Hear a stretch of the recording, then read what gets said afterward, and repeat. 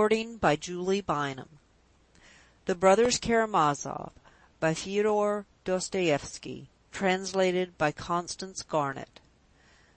Book 8, Chapter 2, Lyagavy.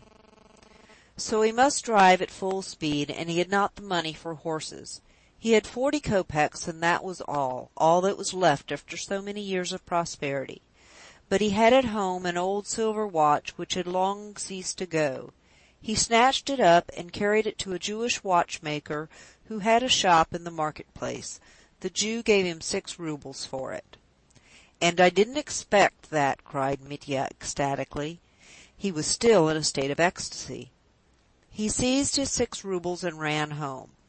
At home he borrowed 3 roubles from the people of the house, who loved him so much that they were pleased to give it him, though it was all they had. Mitya, in his excitement, told them on the spot that his fate would be decided that day, and he described in desperate haste the whole scene he had put before Samsonov, the latter's decision, his own hopes for the future, and so on. These people had been told many of their lodger's secrets before, and so looked upon him as a gentleman who was not at all proud, and almost one of themselves. Having thus collected 9 roubles, Mitya sent for posting horses to take him to the Volovya station. This was how the fact came to be remembered and established that at midday on the day before the event Mitya had not a farthing, and that he had sold his watch to get money and had borrowed 3 roubles from his landlord, all in the presence of witnesses. I note this fact. Later on it will be apparent why I do so.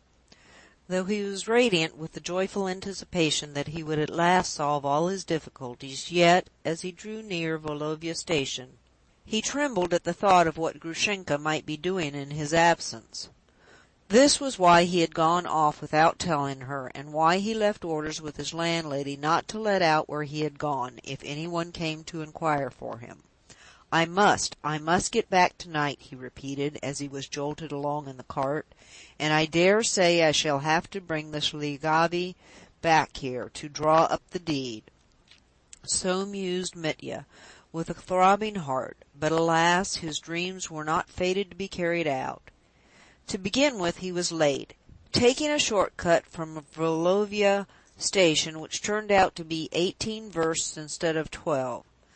Secondly, he did not find the priest at home in Ilyaskoye. He had gone off to a neighboring village. While Mitya, setting off there with the same exhausted horses, was looking for him, it was almost dark. The priest, a shy and amiable-looking little man, informed him at once that though Lyagavy had been staying with him at first, he was now at Suhoy Posyolok, that he was staying the night in the forester's cottage, as he was buying timber there too.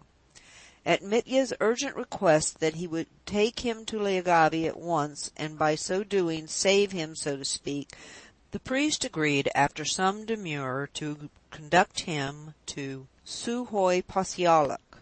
His curiosity was obviously aroused. But unluckily he advised their going on foot, as it would not be much over a verst. Mitya, of course, agreed, and marched off with his yard-long strides, so that the poor priest almost ran after him. He was a very cautious man, though not old. Mitya at once began talking to him, too, of his plans, nervously and excitedly asking advice in regard to Lyagavy, and talking all the way. The priest listened attentively, but gave little advice. He turned off Mitya's questions with, "I don't know," "I can't say," "How can I tell?" and so on. When Mitya began to speak of his quarrel with his father over his inheritance, the priest was positively alarmed, as he was in some way dependent on Fyodor Pavlovitch.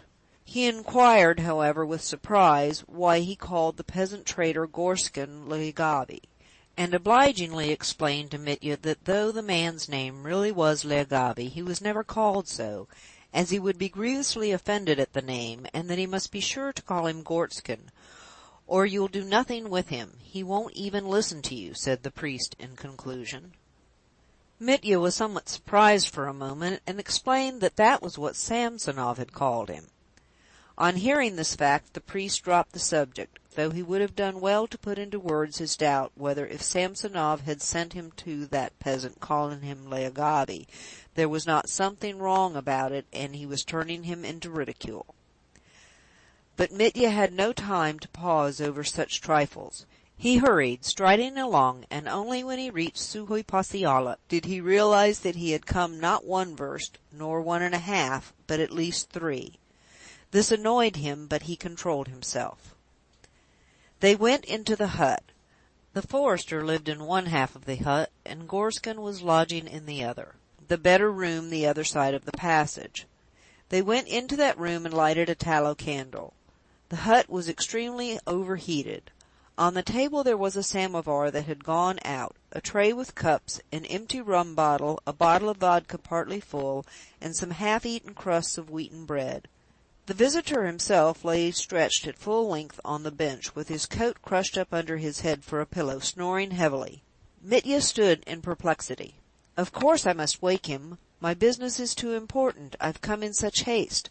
I'm in a hurry to get back today," he said in great agitation. But the priest and the forester stood in silence, not giving their opinion. Mitya went up and began trying to wake him himself. He tried vigorously, but the sleeper did not wake.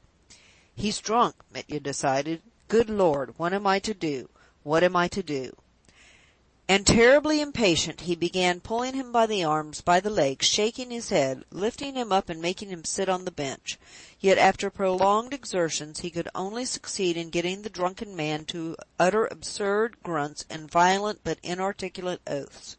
"No, you'd better wait a little," the priest pronounced at last, "for he's obviously not in a fit state."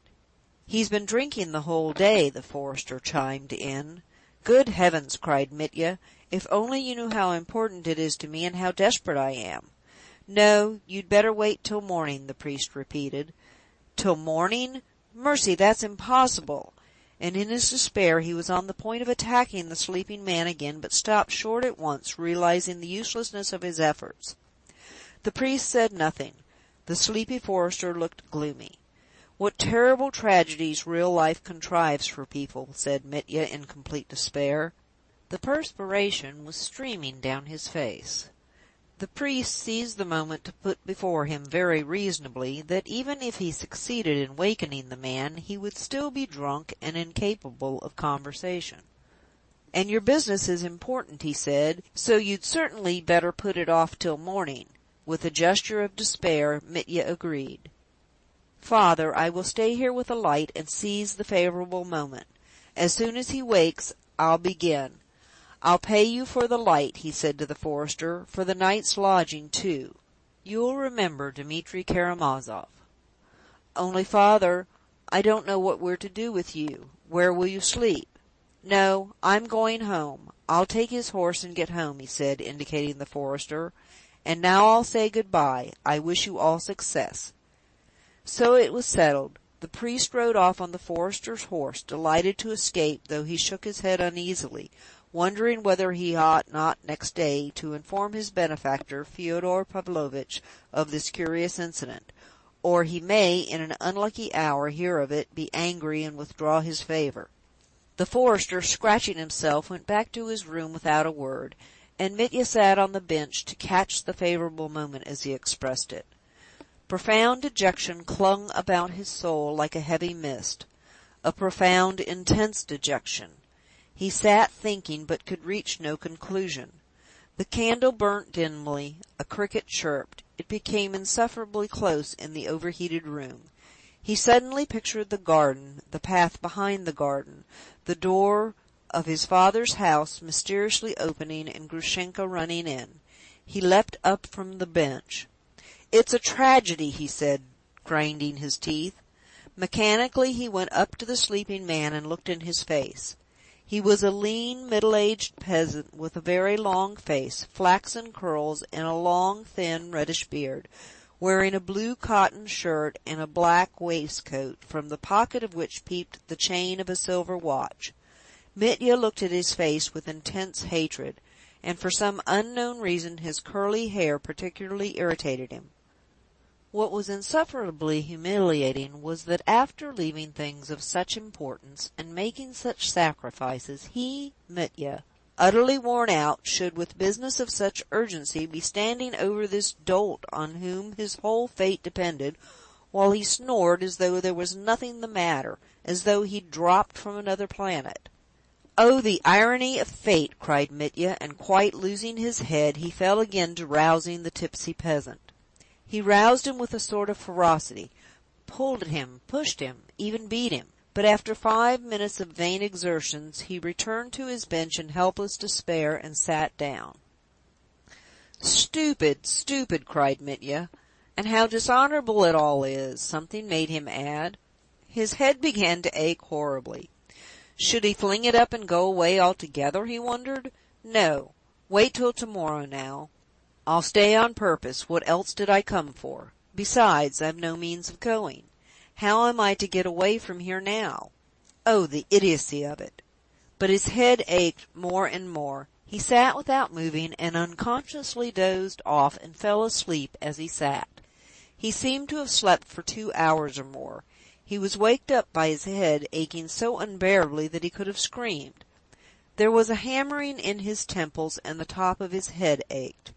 It was a long time before he could wake up fully and understand what had happened to him. At last he realized that the room was full of charcoal fumes from the stove, and that he might die of suffocation, and the drunken peasant still lay snoring. The candle guttered and was about to go out. Mitya cried out and ran staggering across the passage into the forester's room. The forester waked up at once, but hearing that the other room was full of fumes, to Mitya's surprise and annoyance, accepted the fact with strange unconcern, though he did go to see it. "But he's dead! He's dead! And what am I to do then?" cried Mitya frantically. They threw open the doors, opened a window and the chimney. Mitya brought a pail of water from the passage. First he wetted his own head, then finding a rag of some sort, dipped it into the water and put it on Lyagavy's head. The forester still treated the matter contemptuously, and when he opened the window said grumpily, "It'll be all right now." He went back to sleep, leaving Mitya a lighted lantern. Mitya fussed about the drunken peasant for half an hour, wetting his head, and gravely resolved not to sleep all night. But he was so worn out that when he sat down for a moment to take breath, he closed his eyes, unconsciously stretched himself full length on the bench, and slept like the dead. It was dreadfully late when he waked. It was somewhere about 9 o'clock. The sun was shining brightly in the 2 little windows of the hut. The curly-headed peasant was sitting on the bench and had his coat on. He had another samovar and another bottle in front of him. Yesterday's bottle had already been finished, and the new one was more than half empty. Mitya jumped up and saw at once that the cursed peasant was drunk again, hopelessly and incurably. He stared at him for a moment with wide-opened eyes. The peasant was silently and slyly watching him with insulting composure, and even a sort of contemptuous condescension, so Mitya fancied. He rushed up to him. "Excuse me, you see, You've most likely heard from the forester here in the hut. I'm Lieutenant Dmitri Karamazov, the son of the old Karamazov whose copse you are buying." "That's a lie," said the peasant calmly and confidently. "A lie? You know Fyodor Pavlovitch?" "I don't know any of your Fyodor Pavlovitches," said the peasant, speaking thickly. "You're bargaining with him for the copse. Do wake up and collect yourself. Father Pavel of Ilyinskoe brought me here. You wrote to Samsonov, and he has sent me to you," Mitya gasped breathlessly. "You're lying," Lyagavy blurted out again. Mitya's legs went cold. "For mercy's sake, it isn't a joke. You're drunk, perhaps. Yet you can speak and understand. Or else, I understand nothing. You're a painter." "For mercy's sake, I'm Karamazov, Dmitri Karamazov. I have an offer to make you, an advantageous offer, very advantageous offer concerning the copse." The peasant stroked his beard importantly. No, you've contracted for the job, and turned out a scamp. You're a scoundrel." "I assure you you're mistaken," cried Mitya, wringing his hands in despair. The peasant still stroked his beard, and suddenly screwed up his eyes cunningly.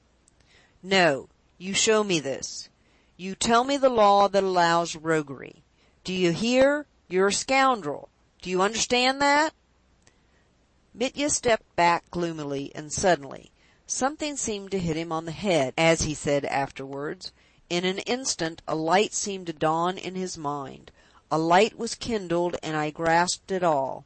He stood stupefied, wondering how he, after all a man of intelligence, could have yielded to such folly, had been led into such an adventure, and have kept it up for almost 24 hours, fussing round this Lyagavy wetting his head. "Why, the man's drunk, dead drunk, and he'll go on drinking now for a week. What's the use of waiting here? And what if Samsonov sent me here on purpose? What if she... Oh, God, what have I done?" The peasant sat, watching him and grinning. Another time Mitya might have killed the fool in a fury, but now he felt as weak as a child. He went quietly to the bench, took up his overcoat, put it on without a word, and went out of the hut. He did not find the forester in the next room. There was no one there. He took 50 kopecks in small change out of his pocket and put them on the table for his night's lodging, the candle, and the trouble he had given. Coming out of the hut, he saw nothing but forest all round. He walked at hazard, not knowing which way to turn out of the hut, to the right or to the left. Hurrying there the evening before with the priest, he had not noticed the road. He had no revengeful feeling for anybody, even for Samsonov, in his heart. He strode along a narrow forest path, aimless, dazed, without heeding where he was going. A child could have knocked him down, so weak was he in body and soul. He got out of the forest somehow, however, and a vista of fields, bare after the harvest, stretched as far as the eye could see. "What despair! What death all round!" he repeated, striding on and on. He was saved by meeting an old merchant who was being driven across country in a hired trap. When he overtook him, Mitya asked the way, and it turned out that the old merchant, too, was going to Volovya. After some discussion, Mitya got into the trap. 3 hours later they arrived. At Volovya, Mitya at once ordered posting horses to drive to the town, and suddenly realized that he was appallingly hungry. While the horses were being harnessed, an omelette was prepared for him. He ate it all in an instant, ate a huge chunk of bread, ate a sausage, and swallowed 3 glasses of vodka. After eating, his spirits and his heart grew lighter. He flew towards the town, urged on the driver, and suddenly made a new and unalterable plan to procure that accursed money before evening. And to think, only to think that a man's life should be ruined for the sake of that paltry 3,000, he cried contemptuously. "I'll settle it today." And if it had not been for the thought of Grushenka, and of what might have happened to her, which never left him, he would perhaps have become quite cheerful again. But the thought of her was stabbing him to the heart every moment, like a sharp knife. At last they arrived, and Mitya at once ran to Grushenka. End of Chapter 2 of Book 8.